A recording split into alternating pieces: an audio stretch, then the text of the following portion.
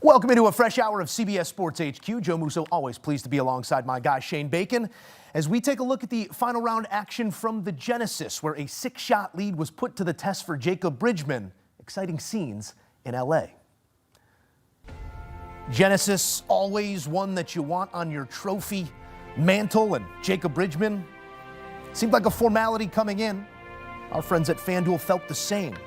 Would the moment be too big for Bridgeman? It didn't look like that early. Enters with that 6-shot advantage, efforting his first career PGA Tour victory, and early on, a look about him, Shane Bacon, vibing. Yeah, I mean, he birdies one, makes the birdie there at the third. You're thinking he's going to get to 25, 26 under, and Rory had some looks early, didn't he? 21 under after that birdie, 7-shot advantage. Rory said, I got to force this guy to shoot something under par to win this tournament, and the flat stick just escaping McIlroy early on. How about Rory chipping on the 6th green twice in 1 week? That was, I mean, the super was going to knock on the door, but guy can clip it. We said it. It was a cool pitch shot, not great putt. Yeah, I mean, you see the shorties. He just wasn't comfortable on the green. 7 shots back of the lead at 13 under. Back with Bridgeman at the par 4 7th from 10 feet away. Back down to a 6-shot lead. And that really one of the few mental mistakes he made on the week. Long left there at the 7th, making that bogey. Scotty Scheffler's mistakes came early in the week, as has been the story this season, but the world #1, trying to keep that streak of 18 consecutive top 10 finishes in line, pours one in at 15, coming home with a flurry of birdies, 5 under through 15 holes, inching closer to that top 10. Another birdie at the par 5 17th to get inside the top 10 at 11 under, but would it hold? Cam Young? He's the one who would ruin it. He birdied 16, he birdied 17. He doesn't like history, apparently. Sorry, Scotty. The Ryder Cup darling did something similar, maybe from shorter range there at Bethpage Black, but rolls in that final of 3 at the last to bump Scheffler out and snap that streak of top 10 finishes. A T12 for Scheffler, or what will we do? How about Tommy? Lurking throughout the week, Fleetwood flying his own flag and taking dead aim at them as well. Jars it for the eagle at 15. It was a loud one as well. What did he spend in the shop, do you think, for the week? I'm going to say $450. You're the logo guy, Shane. That's it. I love the Riv logo. Simplicity in itself, and maybe he hit that pin right there in the middle of that Riv logo. Max Grazerman has eyes on a 1 as well. A car on the line. You'll take that Genesis. How about Grazerman nearly made a 1 on 10? Remember, he hit it about 2 feet at the 10th, and then makes a 1 on Sunday. Nearly 2 1s on the week. First career hole-in-one on the PGA Tour. You scare it long enough and one's gonna go. Rory McIlroy struggling with the putter, so do it from the bunker. Green side, holes out for birdie, and some game-respecting game there from Bridgeman to McIlroy. Maybe game on in a way. Bridgeman's lead down to 3 as Adam Scott posts 16 under. Kurt Kitayama looking to do some of the same. His eagle bid at 17 just misses. Cleans it up to move within 2 shots of Bridgeman's lead, so shrinking and pressure felt. Bridgeman now, his 2nd shot at 16. Just had to sort of take his medicine there. 36 feet between he and par would not make, so it's a bogey. Bridgeman's 6-shot lead down to a single shot with a couple holes to play. All the way up to 18, Rory McIlroy trying to post that 17 under number alongside Kitayama in the house and force Bridgeman's hand. How about this? I mean, that putt drops 600K, thank you very much. Gravity is a beautiful thing. Did you want to see that one go down? Well, yeah. The jet needs gas. He might need a haircut as well. A T2 finish for McIlroy after he makes that one, with Tiger Woods looking on, just 2 putts for the win. And oh, it's a nervy knee knocker for your first career PGA Tour victory from 20 feet, leaves all of 3 feet. And Shane, you can exhale because it's Jacob Bridgeman using that entire 6-shot advantage and winning by 1 for his first career victory. And it comes at historic Riviera with Tiger Woods watching on at the Genesis Invitational. Woods gives him the handshake and the trophy, the check that comes with it. Jacob Bridgeman in a setting LA sun, your leading man this week. You've dreamt of winning on the PGA Tour since you were a little kid, but to do it on this golf course against this field and have Tiger Woods be the host to hand you the trophy, is this how you dreamt it up? This is way, way better than I've ever dreamt it. I thought it was going to be a lot easier than that, and It was honestly easy until I got to about 16, and then it got really hard. Yeah, I can't believe it. I made it about as hard as I could have made it, I think, at the end, making it one shot and having to make a 3-footer. But, yeah, this is incredible. You made it look easy for a really long time, and all week we have been so impressed by how steady you are. In fact, Chris Goddard texted me and said, you're as steady as they come. Take me into the nerviest moments of this final stretch, what you were feeling and how you were able to handle it. I didn't really feel really crazy nervous until I had a 5-footer for bogey on 16. That one was sketchy. I hit a really good putt, and luckily it went in, and then I was really nervous from there on out. I couldn't even feel my hands on the last couple greens. I just hit the putt hoping it would get somewhere near the hole, and both of them I left a mile short, but I'm glad it's done now. You were just taking a look around before they came down to us, and you said, whoa, these fans have been amazing. It's obviously really special to be back here in Los Angeles. Talk about what these fans have done, what this golf course means as you are now their champion in 2026. Yeah, this is winning at this course and in front of so many people is a dream come true. This is a golf course that I grew up watching on TV, watching guys win, and everyone was great today. Everyone was yelling for me, pulling for me, and I felt super supported all day. It was amazing. A special golf course for a special performance. Jacob, congratulations on your first PGA Tour victory. Thank you so much.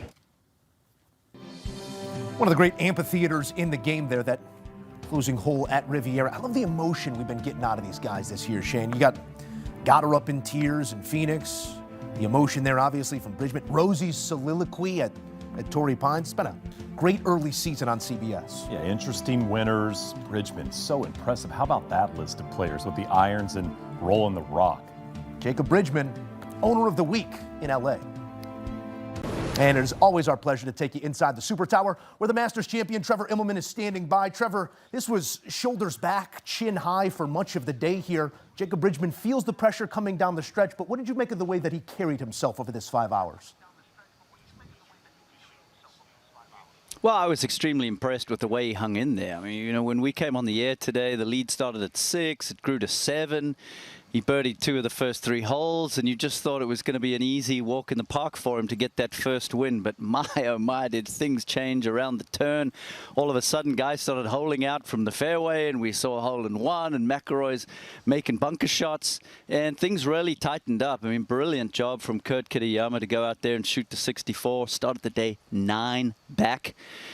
But Bridgman, thankfully, you know, he had such a big cushion. He could just hang in there and, you know, albeit seemingly, you know, pretty nervy down the last couple holes, he did just enough to be able to lift that trophy. Yeah, needed every bit of that cushion and more than a formality there at the 72nd hole to collect that first PGA Tour victory. You allude to McIlroy's performance this week, and he said coming into this final round, he wanted to force Jacob Bridgeman to shoot something under par. If he did, engrave the trophy. Well, he gets what he needed out of Bridgeman, but doesn't necessarily do his part of the deed. What did you see specifically on the greens with the putting stroke from McIlroy this week? Well, I think the last 2 weeks, Rory is going to feel like, gosh, I really could have won these 2 tournaments if I just putted decently. I mean, he absolutely struggled a ton on these Poa annua greens out on the West Coast the last couple of weeks. You know, as far as a technical standpoint for me, it seemed like he really was thrusting his trail arm on the downstroke of the putt. He was losing the face control. The speed was a little bit all over the place. And, you know, guys throughout the years speak about this every time we come to the West Coast. It is very, very difficult to putt on Poa annua greens. And once you just start to lose your confidence, things just go south in a hurry. And so Rory, you know, for the last 2 weeks, if I was him on the flight back home, I'd be like, okay, the long game is exactly where it needs to be. He's moving the ball up and down, left to right, right to left. Everything is good. But he's just got to get that confidence back in the greens. I think he's going to be so happy to get on Bermuda. And I see him winning before the players. That's my call. We're calling one before the players here for Rory. He has established quite a floor this season. It's been spectacular, to see him back out there, and 2 near misses, let's call them, to start the season. I want to go a bit broader here because it feels like every week, whether a winner or someone in that top 5, top 10, we're looking at these 20-somethings with the elite game and self-belief to do something like Jacob Bridgeman did this week. What do you attribute this crop of 20-somethings to that we've seen approach the game with such confidence?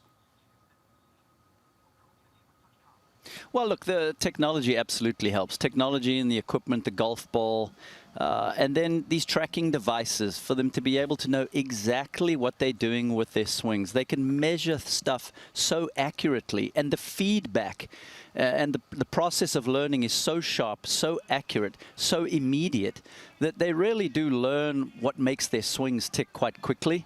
And they come out here with confidence, having played well in amateur golf and collegiate golf. And once they get that little sniff, I mean, at the end of the day, once you get over the fact that, okay, we're here at an iconic course like Riviera, I'm playing at Tiger's tournament, I'm trying to stare down Rory McIlroy.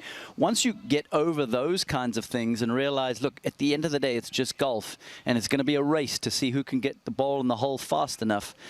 These guys are really fast-tracking that process, and we're seeing these youngsters jump through and play brilliantly. And it's fun to watch. You know, at the end of the day, the PGA Tour, when you look at the importance of it and the pathways into it and building of new stars, I mean, that's what's fun to see, is to see these great players from around the world. You look at Potgieter from South Africa, he's 21. Bridgman's only 26. Thorbjornsen is only 25. I mean, this is the next group of guys that are now starting to come through and show that they're good enough at the highest level. And another one here for that Clemson golf program that I know you keep a close eye on. A personal inquiry for the road before we say goodbye, Trevor. I know it's about 6 weeks till that reservation you look forward to every year in Georgia. Any good G lined up between now and then for Trevor Immelman? Well, you know, we've had a wonderful month out on the West Coast. It's a stretch of golf that is extremely important to us, and we thoroughly enjoy the ability to be a part of it. But now we got about a month off and gearing up for the Masters. And so, yeah, absolutely. The weather's starting to turn in Florida, get a little warmer. And, you know, I'm sure you'll see me on a driving range somewhere in Central Florida over the next couple of weeks. I'm sitting in a blizzard right now, Trev, so I just wanted to let my mind wander for but a moment. Appreciate your time always, and we look forward to that week in April. Just thought I'd rub it in a little bit for you there, Moose, but stay safe, my friend. Love you, pal. All right, a look here at the event leading in strokes gained, approach, and putting. Jacob Bridgeman comes back in those numbers this week, but still headlining the field in approach and putting this week, much to the thanks of what he did in the first 54 holes of this event. He holds on tight, and by one, your winner at Riviera.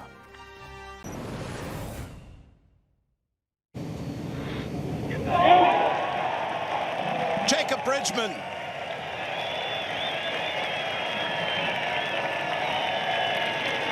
The 100th year of the tournament goes to a first-time winner.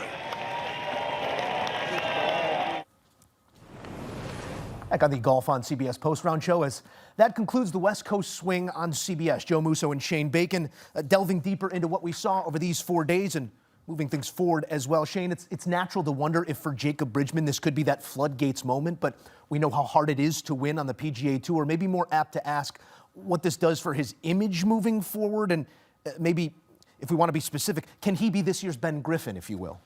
I think he can. I mean, I think you're looking at the way he's been so consistent this season. I think, you know, there are golf tournaments and there are all caps golf tournaments, and that is what obviously Riviera is and the Genesis has become. I mean, it's a golf course that has stood the test of time in terms of the PGA Tour. I mean, it's a golf course that everybody talks about as their favorite non-major golf course each season on the PGA Tour as well. I mean, looking at some of the numbers, I mean, if you're Bridgeman, you can sit back, if you're his team and his agent, you say, you just did something that Tiger Woods has never done in golf. Tiger played this event 16 times. You won something alongside Rory McIlroy that he's never won. This was his 10th time playing this event. Scotty, in 8 trips around Riviera and beyond, has never won this golf tournament. I think there is stuff you can take from this that goes beyond 4 great days in LA. And I think if you're Jacob Bridgeman, it's not just the Genesis, it's how you've played this season, building on your abilities, getting better off the tee, getting better with the irons, all the stuff you've lacked throughout your earlier career, that has improved and polished. I think he's going to win again this season. Yeah, we just saw it. You hit it close, you roll the rock, and you're going to have a chance anywhere that they're teeing him up. Genesis is one of those trophy with a trophy. Yeah. Just the name itself presents as the trophy that he collects forever on his resume now. when we look at Rory McIlroy and maybe a missed opportunity again here on Sunday, these first 2 data points we have on him promising. We just heard from Trevor how close he feels Rory McIlroy is. Maybe a win before the Players, which would mean Arnie. There's only so many opportunities Plays well there. for Rory. Do you see it the same way in terms of the way he's trending into this stretch of golf between now and the Masters and then that title defense come April? Yeah, I don't know about a win before the Players, but I think he's got a really good chance to win at the Players again. I just think the way he's able to continually find himself in contention at golf tournaments, you know, the older I get and the older Rory gets, the more impressed I am with his game. You talked about the floor earlier, both of Scottie Scheffler and of Rory McIlroy. I mean, the fact that he finished T2 this week with probably his B-, maybe C+ game, really around the greens. I mean, he's always going to drive it well. The irons are always going to show up. I talk so much about his short game, his pitching, bunker play, that we don't credit enough for how good he is and how impressive some of the golf shots that he pulls off are. And I just look at Rory as somebody that is going to be in contention at almost every golf tournament he plays. And when he finds himself near the top of a leaderboard in this final grouping, he knows how to get it done. I mean, look at it, 30 wins coming up. And I just feel like there's an opportunity here. Let's get past Brooks in terms of the major. Why is that? Why do we not give him the credit he deserves around the green? Is it the bombastic drives? Is it the apex of the iron play? What is it about the subtlety of that aspect of his game that's such an asset? Yeah, I think it took us a while with LeBron in the league to start to give him the real credit to how good of a passer he was, right? I mean, he was so powerful and he would jump out of the gym, and it took us a little bit of time to really start to believe, man, this guy's incredible at other aspects of the game. I look at that similarly with Rory. I mean, you think about him as a young player, he lacked in the department of off-speed pitches and great wedge play, and he'd win on soft golf courses, right? That was the knock on Rory. And you look at the places he's contended at, Joe, over the last few years. I mean, nearly wins at St. Andrews, nearly wins at Pinehurst #2 in really tough conditions, nearly wins at Los Angeles Country Club. Very different style golf courses, all major championship venues. Then, of course, gets it done at Augusta National. I just see this guy as one of the real complete players in the game's history. And I think it's so fun to talk about the other stuff and not so much about some of the sexiness that he has around the greens. We were talking about some of the pitches. There's shots that we remember that maybe not the most consequential shot of his career. Like we say, LeBron's statue may be a block on Andre Iguodala. Maybe Rory's statue is that flippy one in Rome, or some of the other stuff that we've seen him do. You talk about complete players, maybe only one more complete in the game right now, that being Scottie Scheffler. And don't cry because it's over. Smile because it happened. Did it end? 3 weeks short of a calendar year of nothing but top tens. It is a T12 for the #1 golfer in the year, despite his best efforts coming home in 31, that final 9 of the day. It's a week off before back-to-back at Arnie and then the Players' Championship. We know this guy doesn't get credit for the grinder that he is. He's going to go back to Dallas. What is he going to grind on? I mean, maybe get away from it a bit. I mean, I know it's early in the season, but maybe take a step away. I mean, I don't know if he's capable of doing that. He's so intense about his game, and I think he kind of does the old Jack Nicklaus thing. Let's prepare for Augusta National and get myself set for that. But let's all just remind ourselves here with this guy, okay? Just a good reminder of the Scottie Scheffler struggles in 2026. He's got a win, a T3rd, a T4th, and a T12. Figure it out, guy. Because Cam Young made a bomb on 18 to push him out of the top 10. I mean, this is a really impressive year. If it's anybody else, we're talking about how great of a season he's had to start. If you're Xander or Colin or even Rory, we're celebrating this start to a year. Because it's Scottie, we're not. That's a knock to Scottie's ceiling. That's a knock to us in terms of how we swallow the guy's career right now. But, I mean, I'm not that worried about what he's doing. Unbelievable. We've just set the bar so incredibly high. We've come to expect certain things, but you see that 53 under number Friday, Saturday, and Sunday. I'd venture to guess Scottie Scheffler is going to win a couple more times this year. He'll be okay. As well. Plays the last 60 holes in 16 under this week. We have another name in that neighborhood on this leaderboard that I'd like to assess as we move forward to some of the big events out in front of us, major championship golf that is yet to come this year. Am I allowed to be excited about Jordan Spieth? We see some of the finishes, and I don't think I'm ready to open my heart fully and use the word consistency just yet, but more consistent than we've seen in years past? I mean, I want to be there with you. I want to live on the island with you, Moose. I want to have the sandwiches and the cocktails and the drinks and the shade and the SPF on our nose. Like, I want to see it again. Greller said it's close. We've been hearing it's close for years. That's my only issue with the Jordan Spieth experience. I think we're not far off. Yeah. I mean, he finished T12. Again, he's in the top 10, if not for that late putt there from Cameron Young as well. Very good at times from Jordan, but it's still just a little too much start and stop for me. I mean, opens with 70, plays great on Friday, played great in the final round. But, you know, being close is one thing. Giving yourself an opportunity to win, to really win, is another. And I like the fact that he's putting well. Let me just say that. Because I know Jordan Spieth, kind of like what we talk about with Rory, always talking about the driver. With Jordan, he was always talking about the putter. He hadn't putted great the last few years. The fact that he's putted great on tough greens, I think is a really good sign for what's to come with Jordan at some places he loves to play. Seems more settled in himself, if nothing else. Some of the fidget in which you see his lack of ease over the last couple of years. Free swing stuff. Seems to have settled down. I think it's a good point. Always someone that it's better when the name is on the leaderboard. He just misses that first page alongside Scottie Scheffler, a T12 for Jordan Spieth. We move forward to the Cognizant Classic as the tour takes to PGA National in Palm Beach. The entire top 10 of the OWGR on ice for this one. 11th ranked Ben Griffin, your highest ranked player in the field. It's an opportunity for, let's call it, the midfield of the OWGR to buck their head, accrue some points, accrue some dollars. Who do you have your eye on as we move forward, a quieter week coming up in Palm Beach? Yeah, I mean, it is an interesting opportunity because, I mean, you nailed it. You kind of go back to back with these huge events. Then, of course, you throw Torrey in the mix as well. There's a name in A.J. Ewart that I just have kind of kept my eyes on since the great play he had in December at Q School. He gets to the PGA Tour kind of unexpectedly, and he's played really solid golf this year. And I think Ewart's one of those players. He plays well in Florida. He's played well throughout his life around Florida golf courses, and this is a very Florida golf course. Yeah. This might be like the most Florida. If Florida Man was a golf course, it might be this one. I just love the way he's consistently gotten better this season early into his PGA Tour career, and I feel like this is an opportunity for maybe a top 10, top 5, or even potentially get himself in the mix. Some fan favorites in Max Homa, Brooks Koepka, Will Zalatoris trying to round into form as it gets ever more important leading up to the Masters. We will have plenty more coming here on the Golf on CBS post-round show. Shane Bacon in with his insight. And we'll have more as we look all the way forward to April. A little. Got so close, didn't he? I know. Lanny. I mean, like the 72 Dolphins. Pop the champagne. Watkins was in Bridgman's sights. Just needed I thought he was going to get him. Needed to post 1 under to match it. He did touch the lowest score to par at Genesis in the history of the event. Instead, he gets it done by just enough. Jacob Bridgeman by 1.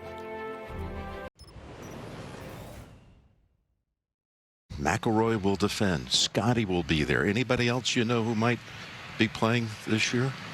I know I'll be there. We're going to open up the patch, and Trev and I are going to be being part of a great dinner. I didn't ask specifically about you. I just thought maybe you knew someone, though, that might play. Yeah, absolutely. I know a lot of people are playing. Is there a possibility that you can get out there? There is. So you're saying there's a chance. Joe Musso alongside Shane Bacon as we look forward to Augusta National and all that the Masters promises. Joe, can we just look at this real quick? I mean, let's just. Fired up. I'll go for. I'll walk into that wall.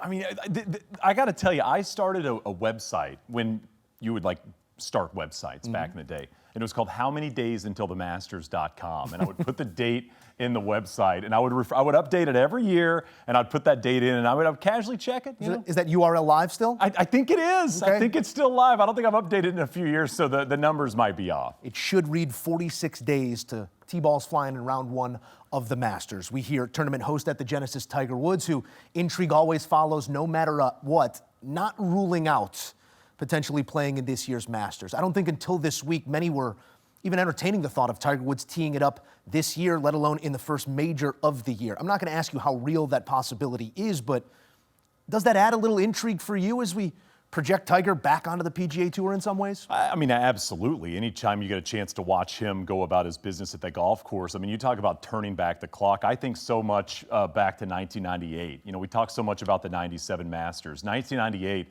both Tiger Woods and Jack Nicklaus finished in the top 10 that week at Augusta National. This is a place, this golf course, for whatever reason, even with all the added length, allows players to turn back the clock. You think about Langer, and you think about Fred Couples, and you think about Mark O'Meara, and so many of these players that just find magic at this golf course, and Tiger has done it. I mean, you talk about a guy that has battled to make cuts, his battle to play great golf on the weekend, his battle on a Friday when he knows he's not going to win. You know, that was a famous Tiger line for years, right? I'm here to win. That's the only reason I tee it up. Probably not the case anymore, but I think the importance of being there, if you're capable of walking for 4 rounds, I think it matters a lot to golf fans, and I think it gives people the opportunity to say, I went to Augusta National, Yeah. I saw Tiger Woods hit a golf shot. Not the easiest walk in the world. We have been teased with some TGL sights of him chipping around the green there in the greater Florida area, but a completely different task. Do you get excited? Like, what does it do for you? I mean, it has been the intrigue that brought me to the game as a young man, was watching him do exactly what he did. Some of my first sporting memories, 1997,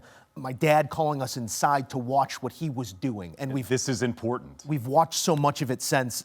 I feel lucky every time we'll get to watch it from now till then, but again, the body is his biggest obstacle in that fusion most recently with his back and trying to build a golf swing around it once again. As for those that will be there and be in action, Rory McIlroy, a year ago, it was one of the greatest sports stories that has been told in recent memory, and agony and then relief before the joy on that Sunday at the Masters. You were there to take it all in and feel that energy and feel that moment. What does a freed up Rory at the Masters look like? Because we've never known that. Yeah, I mean, it's going to be very interesting to watch because I thought post-Augusta, a freed up Rory was going to rip through the majors, and he just simply did not do that. And that's, of course, at a place, you know, at Quail Hollow that he's had a ton of success at. I mean, players, we're talking about, it's Rory's golf course headed into that PGA Championship. I think he'll get into this. Rory's a thinker.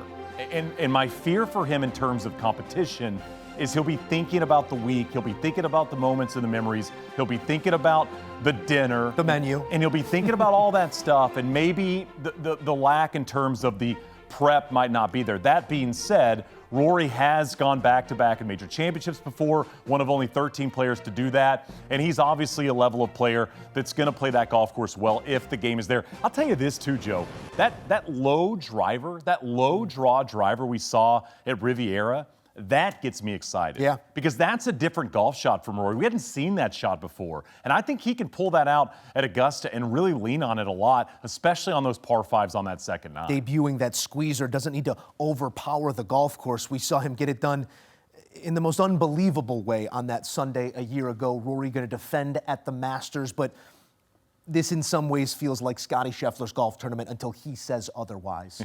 He's in that sweet spot. This will be his 7th start at the Masters, and when we look at the data throughout history, that's really when a lot of guys do it for the first time. This will be Scottie efforting his 3rd green jacket. It would also mean he'd hold 3 of the major titles all at once after winning a year ago in the PGA Championship and the Open Championship. The history that's out in front of him is not required for him to bring his best.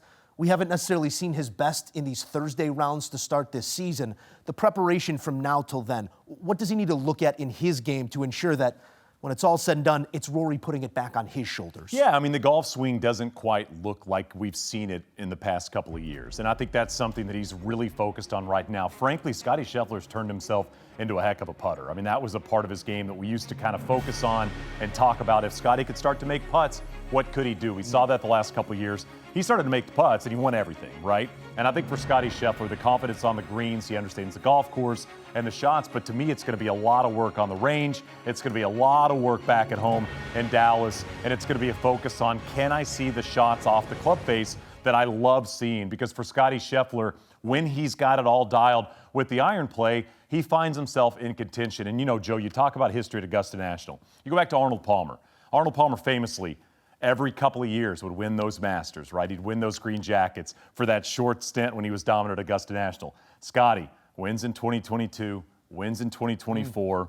It's 2026. It is 2026, and that reminds me we are a decade removed from Danny Willett and maybe some of the lines that followed his win there at the Masters. But since then, you look at the list. You're trying to bring it up. You look at the list of winners: Patrick Reed, Tiger Woods, Dustin Johnson, Hideki, Scottie, Rahm, Scottie, Rory. This is big ballers only. I will ask you to take me a little bit down the world golf ranking and look for under the radar, maybe someone we've seen before, but who catches your eye as we roll into form for the Masters? Yeah, I mean, Joe, I got to say, I think Patrick Reed is going to be my pick unless he completely falls off. I think he's going to be my official pick over Scotty Scheffler and over Rory McIlroy. I mean, Patrick Reed has played as good a golf as anybody in the world in 2026. I mean, he's been in contention at every event on the DP World Tour. And you look at his success at Augusta, of course he won in 2018. I mean, that's easy for people to go to.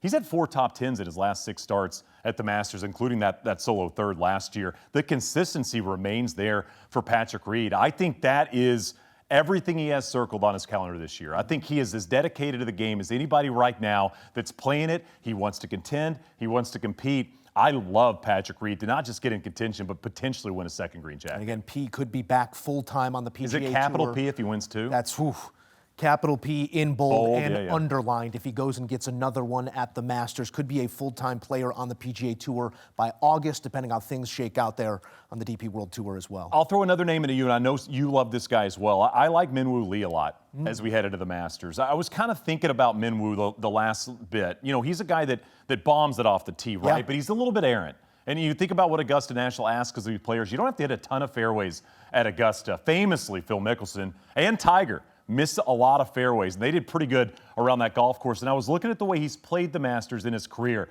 Started in 2022, finished T12, T22nd in 2024. We've seen some good play out of Minwoo. I would not be surprised if Minwoo was in contention as well. Tell me I got to bust out the Oakleys. I'll bust out the Oakleys. I mean, you got P, Minwoo, and you're now trying to conjure up Jordan Spieth? You'll be excited for We got a fun spring ahead of us, and it's always fun to talk about the Masters. Shane, little inside baseball here. I know Masters has always worked for you as well. What's your preparation like as we look forward? You know, there's a big book we get. I read every page of it. Obviously, dive into the players that we're going to focus on, and just remind myself of how they've gone about their business at Augusta National. But frankly, you know the golf course. Go out there and see the changes. And to me, it's the walk on Wednesday with Billy Kratzer. It's my favorite time of the year in terms of what I do for a living, and the fact that I got to do it alongside a guy that played the Masters and has become a good friend of mine. It's a very, very special week for me. Shane Bacon, the consummate professional, will be on the call at the Masters.